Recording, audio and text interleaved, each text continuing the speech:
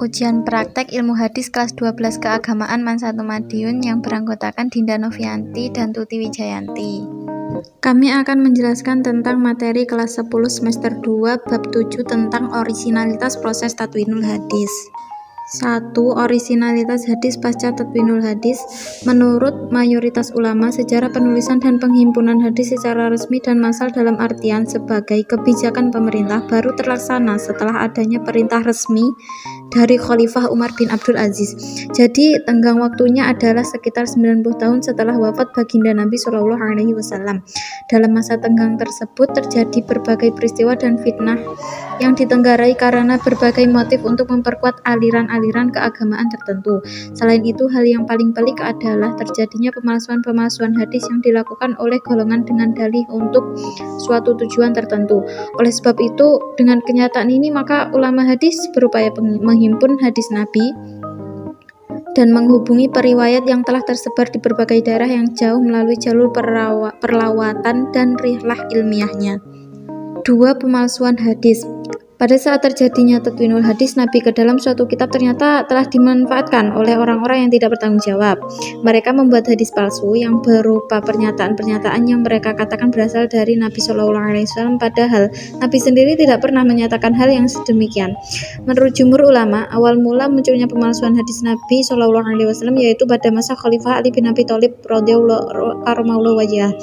Pemalsuan hadis Nabi diawali karena adanya pertentangan antara Ali bin Abi Thalib dengan Muawiyah bin Abi Sufyan. Pertentangan pada bidang politik tersebut berlanjut sehingga melahirkan paham-paham di bidang teologi dalam Islam. Aliran teologi tersebut yang kemudian menjadi banyak sehingga para pendukung dari aliran tersebut ada yang membuat hadis palsu untuk memperkokoh kedudukan aliran yang mereka anut masing-masing. 3. Argumentasi ingkar as-sunnah. Di dalam sejarah hanya ada sekelompok kecil dari kalangan umat muslim yang menolak hadis Nabi sebagai salah satu sumber dari ajaran Islam. Mereka dikenal dengan sebutan ingkar as-sunnah. Golongan ingkar as-sunnah telah mewarnai sejarah Islam sejak masa Imam Asy-Syafi'i. Golongan ingkar as-sunnah ada dua macam, yakni golongan yang menolak hadis ahad dan golongan yang menolak hadis yang tidak memiliki dasar di dalam Al-Quran. Salah satu penyebab yang menjadi pendorong timbulnya kelompok ingkar as-sunnah di Indonesia adalah ketidaktahuan mereka terhadap isi dan makna Al-Quran serta ilmu tafsir dan bahasa Arab. Karenanya banyak ayat yang diterjemahkan dan dipahami secara keliru. Secara keseluruhan, argumen-argumen yang dipaparkan oleh golongan ingkar as-sunnah cukup banyak, baik argumen yang bersifat akal maupun nakal. Salah satu penyebab yang menjadi pendorong timbulnya kelompok ingkar as-sunnah di Indonesia adalah ketidaktahuan mereka terhadap isi dan makna Al-Quran serta ilmu tafsir dan bahasa Arab. Karenanya banyak ayat yang diterjemahkan dan dipahami secara keliru. Secara keseluruhan, argumen-argumen yang dipaparkan oleh golongan ingkar as-sunnah cukup banyak, baik argumen yang bersifat akli maupun nakli. 4. Eksplorasi pasca proses tadwinul hadis.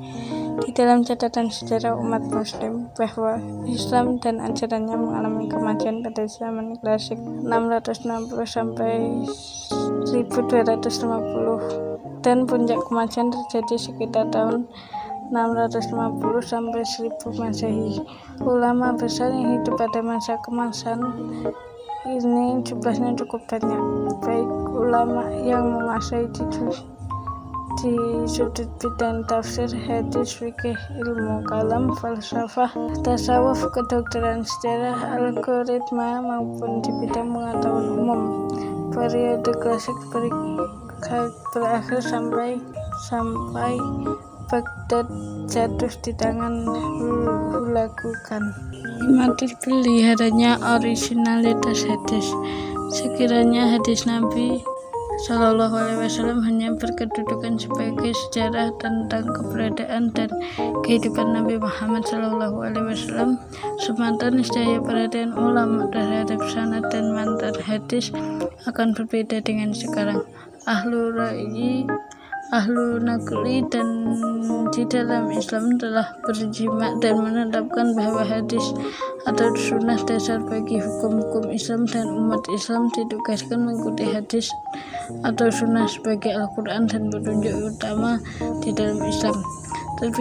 Terpeliharanya orisinalitas hadis pasca tadwin hadis ditandai oleh berbagai bukti Di antaranya keberadaan pusat-pusat pengalian ilmu hadis dan hadis Nabi SAW pada beberapa daerah yang dikenal dengan sebutan Darul Hadis saat itu. Berikut penjelasannya. A. Mesir selama 3 abad ke-7-10 Hijriah Masehi dikenal dengan sebutan Darul Hadis wal Fiqh wal Lughah sebagai negara pusat perkembangan hadis, fikih dan berbahasa yang didukung oleh penguasa bernama Raja Al-Dahri, Al-Bukuki, dan Al-Muayyad. Sedangkan ulama Mesir yang ahli bidang hadis adalah Imam Bulqini dan Syamsuddin Al-Darami. B. India. Ulama India memberikan perhatian besar terhadap hadis dengan mendalami dan meneliti ilmu hadis pada pertengahan abad 10 Hijriah.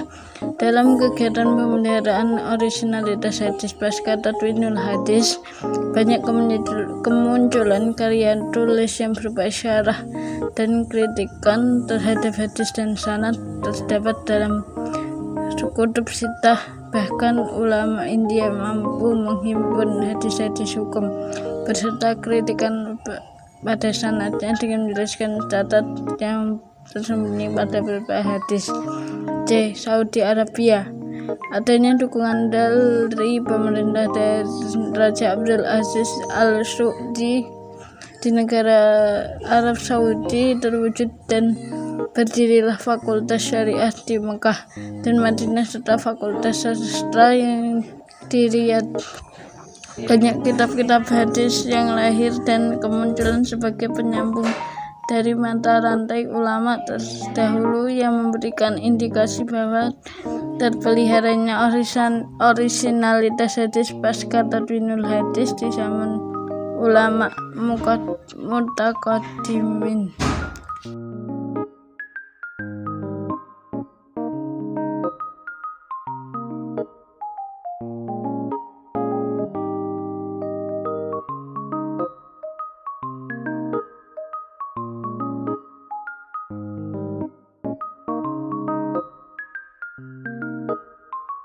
Sekian dari kami, bila ada kurang lebihnya mohon maaf. Wassalamualaikum warahmatullahi wabarakatuh.